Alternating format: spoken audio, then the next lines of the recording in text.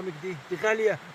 اه ولو انت ناوي تفاصل من فضلك ما تفاصلش الاول، جرب يوم جرب يوم، صح. واوعدك انك هتكمل باقي الايام كلها معاه ومن غير ما تتكلم تاني. حتى كنا بنفتكر الاسماء اللي هو هنروح الشباب هنعمل ايه، هنروح الترجية هنعمل ايه، امم وهو بيقترح الحاجات واحنا ماشيين. ايوه. واو واو، يعني لا برافو جلبيه، شكرا جدا على اللي انت بتعمله معانا ده. فحتى لو عظمه. علق لك وطلب منك انك تروح مكان، ما تعملش زينا، لان كنا الاول عمالين نقول ايه، طب ده هنروح ليه هنروح ليه، روح وعلى ضمانتي.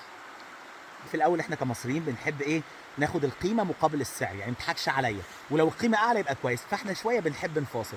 وفاكر كويس قوي اول يوم طلعنا، يعني جالنا قدام المكان اللي احنا نازلين فيه عربيه حلوه قوي، فانا استغربت، يعني عربيه مريحه وواسعه وموديل السنه، فقلت ماشي ماشي كويس. وبعدين رحنا وخرجنا ولفينا اليوم ده كله، رجعنا بعد حوالي 12 ساعه. اليوم ده اللي هو بتاع التلج، فاكرين كان في فيديو كده عامله عمال اقول بحبك يا لبنان وارمي تلج حواليا وكده، كنت منبهر لاني اول مره في حياتي اشوف التلج.